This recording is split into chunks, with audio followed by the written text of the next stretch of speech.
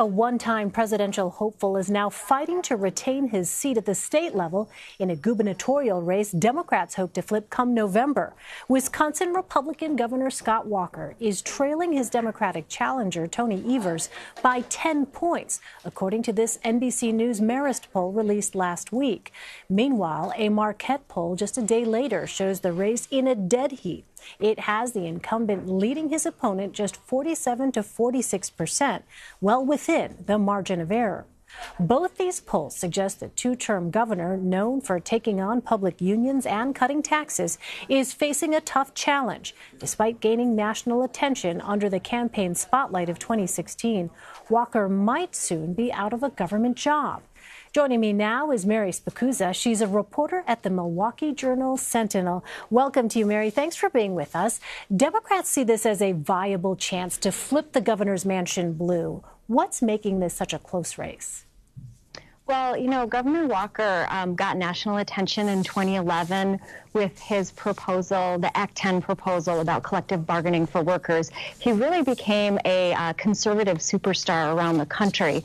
But now, you know, he's run several times in the state. He ran for president, which he really took a hit in his popularity during that brief, like 71-day presidential run. And now he's really having to, he's not really running as he has in the past. He's been taking a lot of positions that have been historically more Democratic positions. He's running as the education governor. He's running not on his previous cuts to education, but on the additional funding he put in the most recent budget. He just today matched a school funding proposal that his Democratic opponent, Tony Evers, had laid out months ago. So it's really, we're seeing a very different Governor Walker this time around. Well, interesting. I want to ask you more about Governor Walker's Democratic challenger.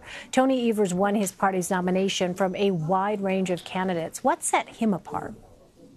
I think that partly that he had one statewide race. He is the school superintendent, and a lot of the other candidates really struggled to get name recognition.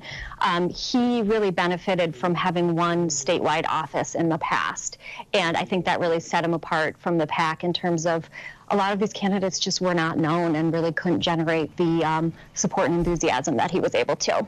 Well, by many indicators, the state's economy is doing well under Governor Walker. Wisconsin's unemployment rate is at 3%, below the national average of 3.7%. Wage growth in the state is up 5% from last year. How are Democrats running against those numbers? I think a lot of them are trying to tie that more to President Barack Obama and some of the growth that we saw under a Democratic president, and saying that governors really struggle to change kind of the broader economy, and that they're trying to link that more to the track record of our previous president.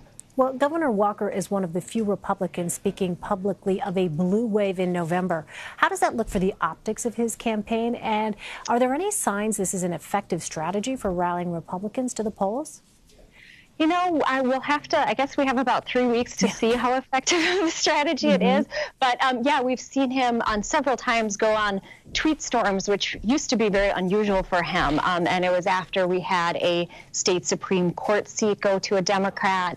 He's talked about it several times where I think he's really trying to counter what he's concerned about as in terms of Republican complacency, of people not being as enthused and excited on the Republican side. And, you know, Democrats are very fired up. They're fired up about opposition to President Trump. They have been really pushing to try to kind of ride the blue wave to victory. And I think Governor Walker has seen that enthusiasm and wants the voters on his side of the aisle to try to get excited too. Well, finally, Mary, I want to ask you about the fight to replace retiring House Speaker Paul Ryan. He held his seat in Congress for nearly 20 years. The GOP nominee, Brian Stile, was a former staffer for Speaker Ryan. Will that connection help or hurt come November, you think? I think both. So it's an interesting race because it's Randy Bryce on the Democrat side, a union iron worker. Brian Stile, both of them were relatively unknown a little more than a year ago. Obviously, Randy Bryce got in the race sooner. He got in about in like the summer of 2017. Brian Stile didn't get in the race until about little more than a week after Speaker Ryan announced his retirement. So I think that in some ways it's almost a proxy race where I think that Bryce will be trying to win support among those who don't like the president, don't like the speaker, are frustrated with Republicans. And I think Style will definitely benefit from his ties to Ryan. He also is from a longtime powerful Republican Janesville family. His grandfather was very tight with former Governor Tommy Thompson. So I think he will be trying to use those longtime Republican ties. And I think Randy Bryce will be very much running still against Ryan, although his name is not on the ballot. All right, Mary Spicuzza with the View from Wisconsin for us. Mary,